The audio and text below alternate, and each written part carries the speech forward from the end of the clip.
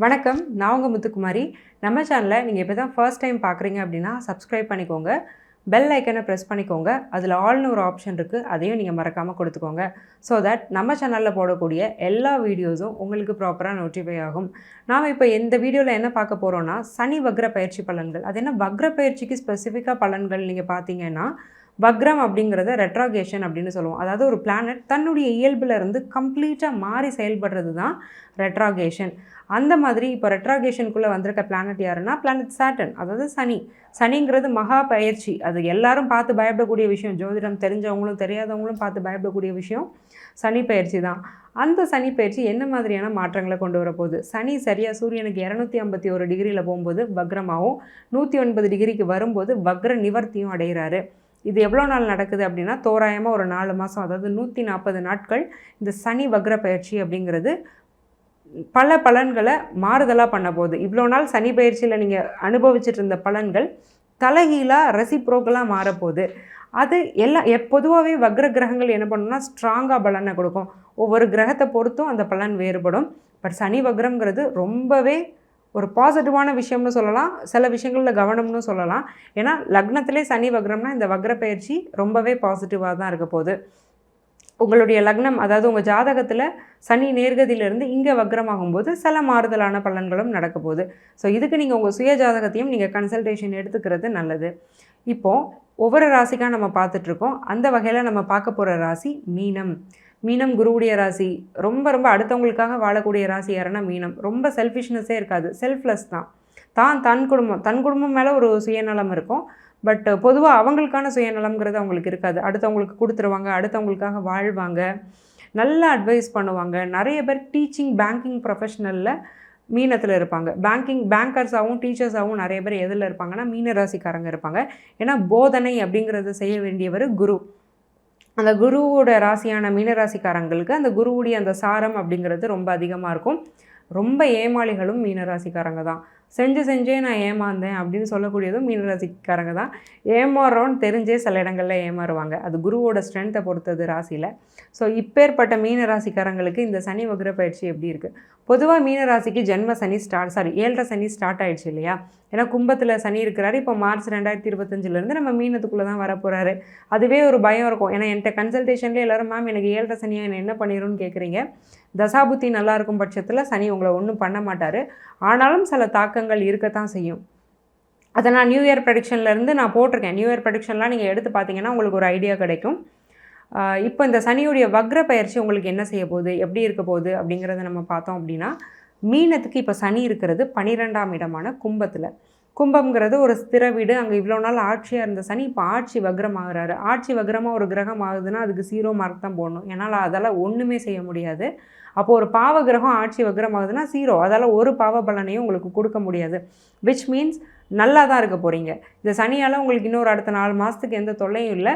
அதுலேருந்து கொஞ்சம் ரெக்கவர் ஆகி இதில் சில நல்ல விஷயங்களை நீங்கள் பண்ணி ரெஸ்ட் ஆஃப் த சனி பயிற்சியும் கொஞ்சம் பாசிட்டிவாக கொண்டு போய்க்கோங்க. இப்போ இந்த சனி 12ஆம் இடத்துல இருக்கிறவர் தூக்கமே இல்லை உங்களுக்கு.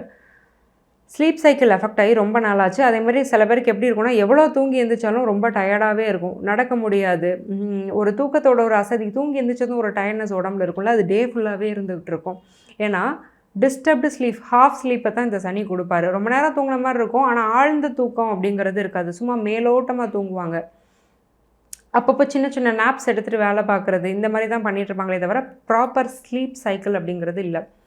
ரெண்டாவது, ஈட்டிங் ஹேபிட்ஸ் சுத்தமாக சரி கிடையாது. சாப்பாட்டு விஷயத்தில் நீங்கள் நிறையா மிஸ்டேக்ஸ் பண்ணுறீங்க. நினைக்கிற நேரத்தில் நினைக்கிற விஷயங்களை சாப்பிட்டுட்ருக்கீங்க. ஏன்னா 12ல் உள்ள பாவகிரகம் நல்ல ஃபுட் ஹேபிட்டை வைக்க விடாது. நான்வெஜ் இன்டேக் பண்ணுறவங்க நிறைய நான்வெஜ் எடுத்துகிட்ருக்கீங்க. அந்த விஷயத்தை கொஞ்சம் அவாய்ட் பண்ணிக்கிறது நல்லது. ஏன்னா 5ஆம் இடம் அப்படிங்கிறது ஆல்ரெடி கொஞ்சம் வீக்காக தான் இருக்குது. புதனுடைய பெயர்ச்சி இப்போ சரியில்லை. ஸோ அதனால் அந்த புதன் என்ன பண்ணுவார்னா, இந்த சனியும் 12ஆம் இடத்துல இப்படி இருக்கிறதுனால கொஞ்சம் வயிறு சம்மந்தப்பட்ட பிரச்சனையுமே இது இன்டைரக்டாக ட்ரிகர் பண்ணும். சரி, இப்போ அந்த சனியுடைய பார்வை எங்கெங்கெல்லாம் விழுது அப்படின்னு நீங்கள் பார்த்துக்கிட்டிங்கன்னா, 2, 6, 9ஆம் இடத்துல இந்த சனியுடைய பார்வை விழுது. பொதுவாகவே சனியுடைய பார்வை கொஞ்சம் கொடூரமானது தான். ஏன்னா சனியே ஒரு பாவகிரகம். நானே கெட்டவன், நான் பார்க்குற இடத்துக்கு என்ன நல்லதாக செய்ய போகிறேன், கெடுக்க தான் செய்வேன். அப்போ 2, 6, 9க்கு சனியுடைய பார்வை விழும்போது 2ங்கிறது குடும்பஸ்தானம். குடும்பத்தில் தேவையில்லாத பிரச்சனைகள், ஒரு சலசலப்பு, ஒரு உள்கட்சி பூசல்னு சொல்கிற மாதிரி சின்ன சின்ன விஷயத்துக்கும் பெரிய பெரிய ப்ராப்ளம். வீட்டுக்கு வந்தாலே கொஞ்சம் நிம்மதி இல்லை, ஏன்டா வீட்டுக்கு வரோன்ருக்கு, கொஞ்சம் நேரம் ஆஃபீஸ்லேயே இருந்துட்டு வரலாமான்ருக்குங்கிற நிலமையில நிறைய மீனராசி கிளைண்ட்ஸ் என்கிட்ட பேசியிருக்காங்க. குடும்பம் விருத்தியானாலும் அதுலேயும் ஒரு பிரச்சனை, அந்த மாதிரியே தான் போயிட்டுருக்கு. ரொம்ப ஃபேமிலி வைஸ் ரொம்ப சூப்பராக இல்லை. அதே மாதிரி ஃபினான்ஷியல் ப்ராப்ளம்ஸும் இருக்குது. சம்பாதிக்கிறேன், நல்லா தான் இருக்கிறேன், பட் ப்ராப்பராக இன்வெஸ்ட் பண்ணி அடுத்த கட்டத்துக்கு போகணுன்னா முடியவே இல்லையே, முட்டுக்கட்டையாகவே இருக்கேன், இப்படியே ஸ்டாக்னண்ட்டாக இந்த இடத்துல நின்றுட்டுருக்கேன், ஒரு ஸ்டெப் மேலே வைக்க முடியல. வர்ற பணம் பூரா குடும்ப செலவுக்கு தான் ஆகும். ஏன்னா இங்கே ஃபினான்ஸ் வரும், ஃபேமிலி அதை கன்சியூம் பண்ணும். குடும்பம் பொருளாதாரம் ரெண்டையும் ஒட்டுக்கா சேர்த்து சனி பார்க்குறாரு. ஸோ அதனால் குடும்பம் பொருளாதாரம் ரெண்டுமே பாதிக்கப்படுது.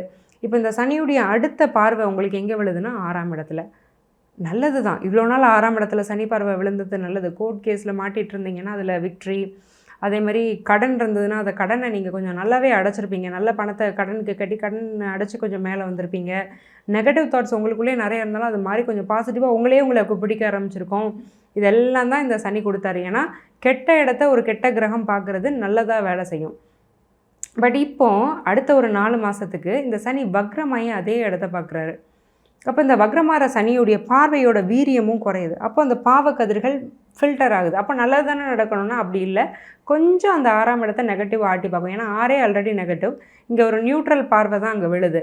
அப்போ அந்த நெகட்டிவிட்டி அப்படியே தான் இருக்குது. இங்கே நெகட்டிவான பார்வை விழுதுன்னா நெகட்டிவை காம்பன்சேட் பண்ணிடும், இங்கே நியூட்ரல் பார்வை விழுது. அப்போ என்ன ஆகும் அப்படின்னா, கடனை அடுத்த 4 மாதத்துக்கு இவ்வளோ நாள் நீங்கள் அடைச்ச அளவுக்கு ஸ்பீடாக அடைக்க முடியாது, புது கடன் வாங்க வைப்பார். குறிப்பிட்ட காலத்துக்கு அப்புறம் அடுத்த ஜென்ம சனி வரும்போது இந்த கடனால் பிரச்சனையை வர வைப்பார்.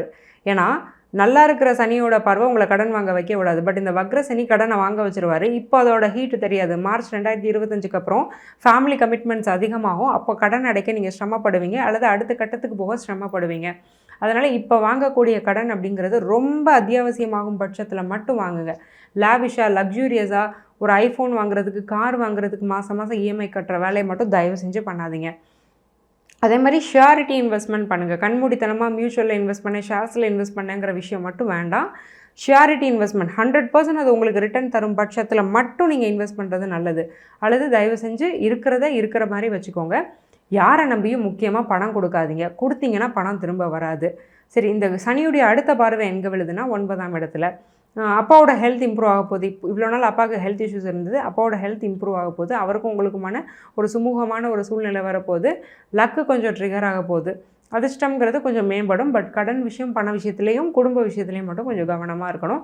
குடும்ப விஷயத்தில் இவ்வளோ நாள் இருந்த பிரச்சனையும் குறைய தான் போதும், ஒன்றும் பிரச்சனை இல்லை.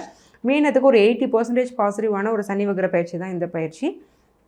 இவ்வளோ நேரம் நம்ம பார்த்துட்டு இருந்தது வெறும் ஜென்ரலான ப்ரெடிக்ஷன். உங்கள் ஜாதகத்தோட பிரத்யேகமான பலன் தெரியணும்னா கீழே இருக்க என்னுடைய நம்பருக்கு கால் பண்ணி என்னுடைய அப்பாயின்மெண்ட்டை நீங்கள் புக் பண்ணிக்கோங்க. நான் டீட்டெயில்டு சொல்யூஷனோடு சேர்த்து ரொம்ப சிம்பிளான லைஃப் ஸ்டைல் ரெமெடி, அதாவது வாழ்வியல் பரிகாரங்கள், உங்களுடைய அன்றாட வாழ்க்கையில் நீங்கள் டே டு டே லைஃப்பில் ரொம்ப ஈஸியாக ஒரு பைசா செலவில்லாமல் செய்யக்கூடிய பரிகாரங்கள் தான் நான் சஜஸ்ட் பண்ணுவேன். அதை பண்ணி பெனிஃபிட் ஆன கிளைண்ட்ஸ் நிறைய பேர். அந்த வழியில் நீங்களும் சேரணும்னு நான் மனசார வேண்டிக்கிறேன். ஆல் த வெரி பெஸ்ட் மீனம். நன்றி, வணக்கம்.